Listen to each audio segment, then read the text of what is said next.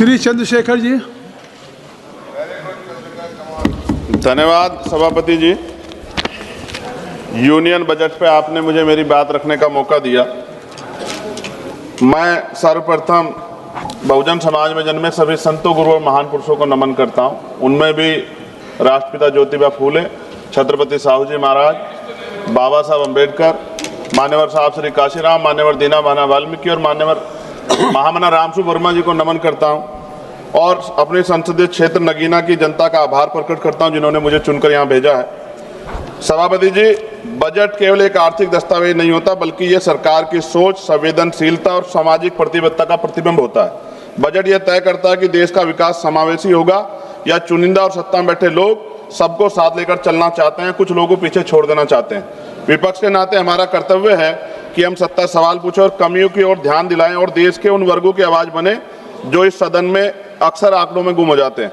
लेकिन माननीय अध्यक्ष महोदय, असली सवाल यही से शुरू होता है, क्या ये बजट देश के गरीब, पिछड़े, दलित, आदिवासी, ओबीसी, अल्पसंख्यक और वंचित वर्गों की वास्तविक जरूरतों को समझता है, नहीं समझता है।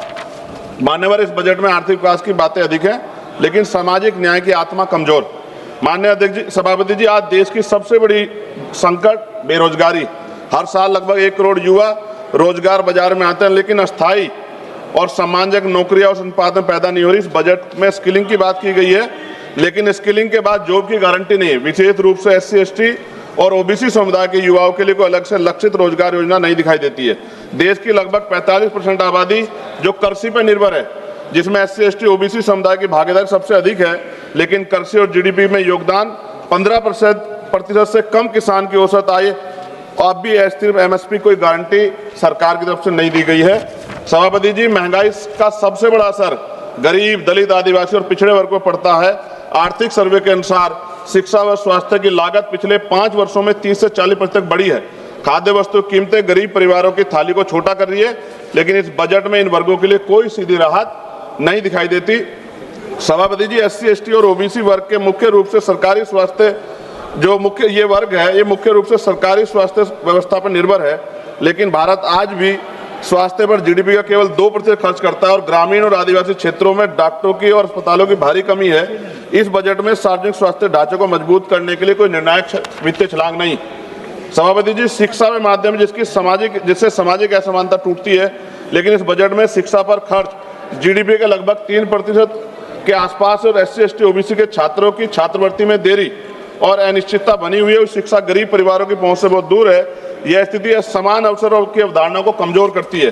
सभापति जी, SC, ST, OBC के कल्याण के लिए सबसे बड़ी जिम्मेदारी राज्यों के पास होती है, लेकिन राज्यों के हिस्से की धनराशि सीमित है। केंद्र द्वारा योजनाओं का बोझ अधिक संघीय ढांचे को कमजोर, सामाजिक न्याय को मजबूत नहीं कर रहा है एट प्रेजेंट टाइम। विपक्ष केवल आलोचना के लिए नहीं, सभापति जी, हम समाधान प्रस्तुत करते हैं। हमारी मांग है SC, ST, OBC के लिए लक्षित रोजगार मिशन चलाया जाए, छात्रवृत्ति को समयबद्ध और कानूनी प्रावधान किया जाए, शिक्षा और स्वास्थ्य पर GDP का न्यूनतम 6% खर्च हो, आरक्षित वर्गों के लिए विशेष उद्यमिता और MSME पैकेज दिया जाए, आदिवासी और पिछड़े जिलों को विशेष सामाजिक आर्थिक विकास योजना चलाई जाए। माननीय सभापति जी, ये बजट आर्थिक विकास की ओर की तो बात करता है, लेकिन सामाजिक संतुलन और न्याय की भावना कमजोर दिखाई देती है। विपक्ष के नाते हम कहना चाहते हैं कि हम विरोधी नहीं है, लेकिन अब बहिष्करण और उपेक्षा के विरोधी हैं। जब तक SC, ST, OBC और वंचित और विकास की मुख्य धारा में बराबरी में शामिल हो, तब तक विकसित भारत का सपना अधूरा है। सभापति जी, सरकार 100 स्मार्ट सिटी की बात कर रही थी, लेकिन आज भी भारत में सफाई कर्मचारी, संविदा कर्मी गटर में उतरता है सर। और मैं सरकार से पूछना चाहता हूँ, चांद पर पहुंच गए, लेकिन अपने भाइयों की सुरक्षा और तकनीकी मशीनें उनको क्यों नहीं उपलब्ध करा पाए? प्रमोशन में रिजर्वेशन SC, ST, OBC कर्मचारियों को नहीं मिल रहा है और पुरानी पेंशन सर मिलनी चाहिए, उस पर सरकार ने कोई जवाब नहीं दिया है। सभापति जी, बिजली के दाम उत्तर प्रदेश में देश की अपेक्षा, खत्म करूंगा सर, राष्ट्रपति भाषण पे भी आप देख रहे हैं मौका नहीं मिला, 12 दिन बाद मौका मिला, तो जल्दी खत्म करो ना, कुछ मांगे तो अन्य राज्यों की तुलना में सर हमारे यहाँ यूपी में ज्यादा है, जिसमें किसान, बुनकर, छोटे उद्योग और आम उपभोक्ता प्रभावित होते हैं। और गैस सिलेंडर सर जब चुनाव आता है तो सब जगह 500 का और चुनाव के बाद सर 1000 रुपए का, ये मजाक उड़ता है सर गरीबों का। सभापति जी, 1 रुपए लीज पे पूंजीपतियों को जमीन दी जाती है, क्या ऐसी कोई योजना गरीबों के लिए भी आएगी, SC, ST, OBC माइनॉरिटी के लिए, कि उनको भी जमीन मिल जाए?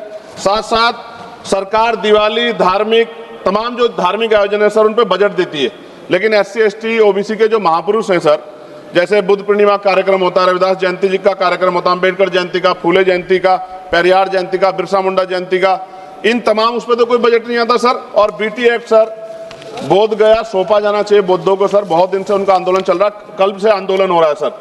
और अहिल्याबाई होलकर जी की देखिए आप मूर्ति तोड़ दी गई और बाबा साहब का पोस्टर जला रहे हैं सर मध्य प्रदेश में, सरकार ध्यान नहीं दे रही। आप अपनी मांग सर, हाँ मांग रख रहा हूँ सर। ऑलरेडी साथ एक और प्रधानमंत्री आवास योजना का दावा है और उत्तराखंड के नैनीताल में, हल्द्वानी में गरीब परिवारों को बेघर करने के लिए मकान तोड़े जा रहे हैं सर। कृपया पंजाब में जो बाढ़ आई थी सर, एक मिनट दीजिए सर, एक मिनट दीजिए। पंजाब में जो बाढ़ आई थी उनके लिए कोई विशेष योजना नहीं है और जातिगत जनगणना में जो सर OBC का कॉलम नहीं जोड़ा सर। मेरे लोकसभा क्षेत्र नगीना में हस्त निर्मित पेंटिंग ब्रुश कुटीर उद्योग, यह उद्योग पूरी तरह से हाथ से चलता है, दशकों तक कर मुक्त रहा, करीब 50% स्थानीय आबादी आजीविका इसी पे निर्भर है। 18% टैक्स लगा रखा। मेरी मांग है उसको 5% किया जाए सर। 2-3 मांगे सर, इनको उठा दो। काफी मांगे आपने कर दी सर काफी मांगे कर दी। रेलवे कनेक्टिविटी का विस्तार सर हमारे नगीना लोकसभा क्षेत्र में किया जाए। राष्ट्रीय और राज्य मार्गों सर, ग्रामीण क्षेत्रों में सड़कों की हालत बड़ी खराब है। जिला अस्पताल सर, वहां IIT IIM और एयरपोर्ट बने, इसकी मांग हमने पिछली बार भी उठाई थी सर। अंत में लघु उद्योग सर, MSME का कोई प्रोजेक्ट जो ऐसा लगता है जैसे हम विपक्ष के लोग हैं तो हमारे लिए कोई योजना हमारे क्षेत्रों के लिए नहीं होगी सर। सबका साथ, और सबका कौशल विकास सर, युवाओं के लिए आधुनिक स्किल डेवलपमेंट सेंटर स्थापित किया जाए मेरे क्षेत्र में। लोकतंत्र की ताकत सवाल पूछने में है और संसद की गरिमा कमजोर की आवाज उठाने में। मैं सर अंत में कहना चाहता हूं, SC ST OBC पे अन्याय कब रुकेगा? श्री कल्याण बनर्जी सर, हो गई। the union budget of 2026-27